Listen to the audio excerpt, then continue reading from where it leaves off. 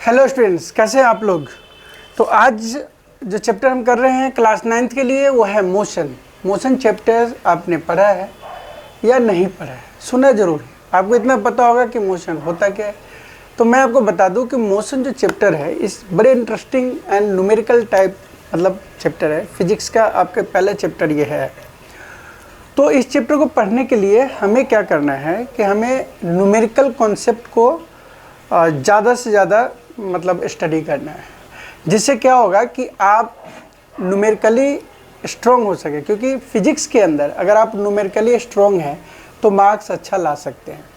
कुछ बच्चे का प्रॉब्लम्स क्या है, बोल रहे हैं कि सर सीख तो लेता हूँ, पता तो चल जाता है कि वेलोसिटी क्या है, एक्सेलरेशन क्या है, रिटार्डेशन क्या है, बट जब हमारे पास न्यूमेरिकल आता है, क्वेश्चंस करने की जो नौबत आती है उस समय हम क्वेश्चन नहीं कर पाते। उसके पीछे का लॉजिक ये है कि वो बच्चे अच्छे तरीके से क्वेश्चंस को नहीं समझ पाते, मतलब कॉन्सेप्ट नहीं समझा। वो सिर्फ इतना पता है कि एक्सेलरेशन क्या है तो change in velocity per unit time, जो रट्टा लगा रखा है उसी को वो बोलता है।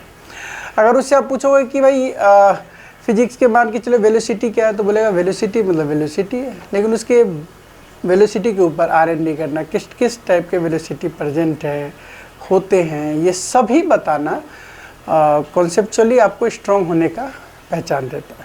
ठीक है, तो अभी इस चैप्टर के अंदर मोशन पढ़ेंगे। आपको पता है कि मोशन होता क्या है। मोशन का मतलब है एनीथिंग मतलब कोई भी ऑब्जेक्ट जो कि मूवेबल हो।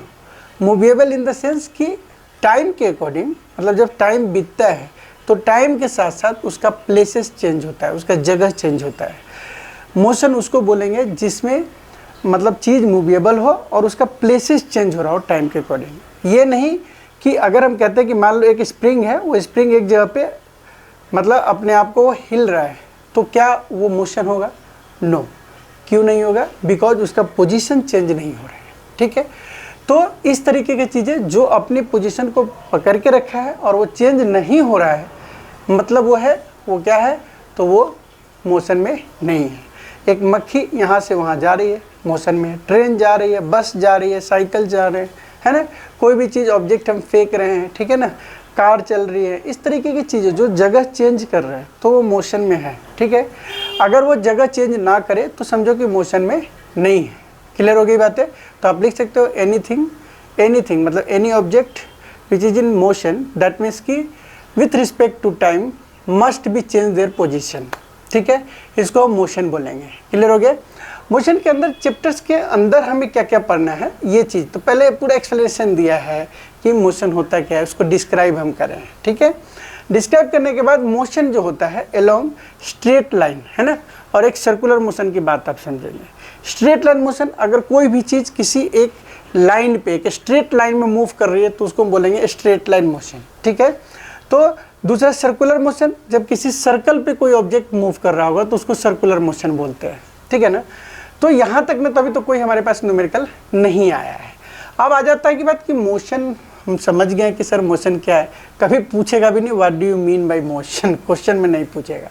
यहाँ पे कुछ मैग्नीट्यूड्स, कुछ वैल्यूज़ दी हुई है, जैसे 60 किलोमीटर्स को हम मीटर में कैसे चेंज करेंगे। ठीक है, मीटर को हम सेंटीमीटर में कैसे चेंज करेंगे, या मिनट को सेकेंड में कैसे चेंज करेंगे, इस तरीके की बातें आती है।